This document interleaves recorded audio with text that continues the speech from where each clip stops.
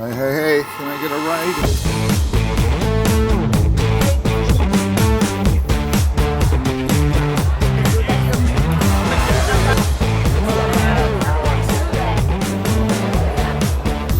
It's a beautiful day, kind of crisp as usual for the traditional Harvard-Yale game that takes place this year in the Harvard Stadium. How's it going? Nice to see you. Hey,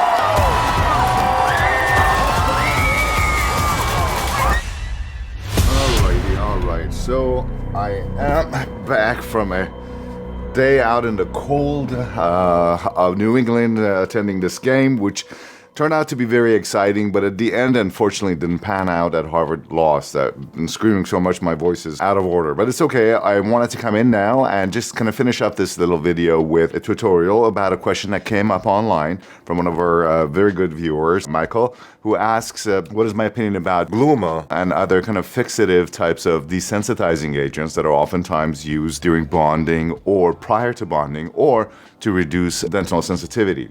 So that's a great question, and I think it merits a quick little video to explain to you some of the biological basis of dentinal sensitivity and how you can avoid it in your patients.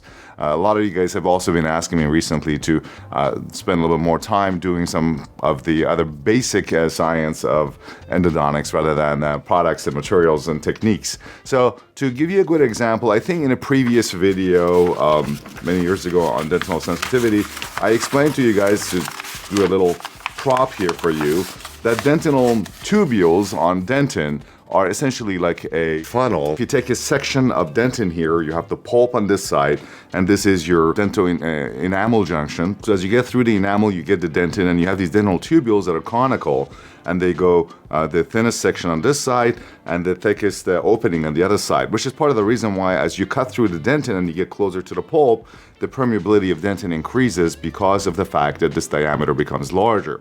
Now, this tube that you can see here, what ends up happening is that on the inside of the pulp section, you have some A-delta fiber that are myelinated fibers from the Rashkow's plexus that enter in here. They don't go all the way in, they just go a little bit inside. Odontoblast processes are inside, and that's what actually deposits the dentin.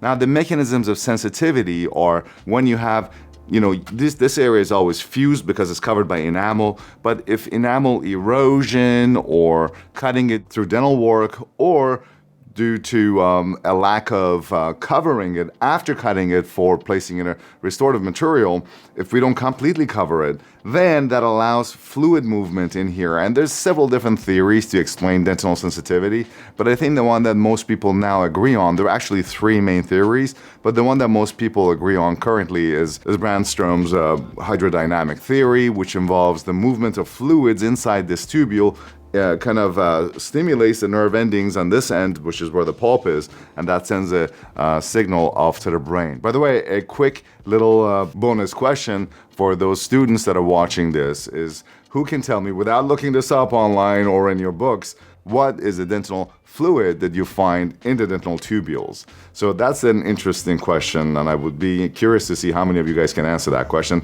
Write it down in the comments below. Anyway, so the key here is to make sure that you have sealing of these tubules, no matter what section they are cut, so that it prevents the movement of fluid in these tubules. And there are several mechanisms for reducing dental sensitivity. The use of fluorides, stannous fluoride and other concentrations of fluoride ions that can help precipitate, fluoroapatite and other kind of ionic precipitates in here that can help clog this area. So there are a couple of different ways that you can help reduce dental sensitivity. One way is to avoid the fluid movement inside this tube, which would then require somehow clogging this tubule, or you can reduce the conduction of the nerve from the other end to prevent the conduction of the action potential to the brain. Now, the second way is obviously a little bit more challenging. It involves the use of agents that help stabilize the nerve membrane to prevent the potassium sodium exchange that is a hallmark of action potential conduction. But we don't want to go all that route and start to mess around with people's action potentials. So the easiest way in dentistry we have come to understand that we can help reduce dental sensitivity is by trying to clog this tube and at whatever point that is cut in. Now, the deeper you can clog it, the longer the anti-sensitivity will last. So if you just put a little bit of material here, the crystals that could clog this here, or a varnish, or just even your bonding agents, that could give you very immediate dental sensitivity reduction. But unfortunately, these crystals will wash off from brushing, from some of these are, again, not stable chemically in the oral cavity, or the acid could then dissolve them further. So we've also devised methods using electrophoresis to draw these materials, stannous fluoride or various other forms of ionic materials, to draw them in for a thicker layer of kind of clogging of the tubule. Alternatively, you can use other crystals such as oxalates. These metallic salts, such as 3% potassium oxalate, will really have a very high success rate as these crystals precipitate and clog this area. Unfortunately, you need to reapply because once again, the little crystals will fall off and will be removed. But another method, which is the use of fixative agents, such as gluma, which is essentially a glutaraldehyde. And what the glutaraldehyde does, it does really two separate functions. On the one side, it will coagulate the proteins that are inside these tubules, and it will cause clogging of these tubules. As a result, it's denaturing of these proteins that are coagulating inside here. Even some of the cells here could get fixed, and that could also help reduce the fluid movement and even action potential conduction directly. But another method is the reality that glutaraldehyde is also highly antimicrobial. As it coagulates the proteins, it also kills the microbes that are in the place. And part of the reason why glutaraldehyde will reduce the dental sensitivity is because of that denaturing the protein and reduction of the fluid movement and action potential initiation, as well as killing the microbes that may be present either in the tubules or around the area after gross caries removal, which always leaves some microbes behind and has a function of disinfection prior to placement of your bonding agent. So as an endodontist, I think it is a good idea to use something like a gluma or something else, or chlorhexidine conceptus or any of the other materials to disinfect your cavity prior to your bonding, as it will help reduce, or it should theoretically help reduce, dental sensitivity that is at least due to the persistence of microbes and microbial byproducts after removal of the caries.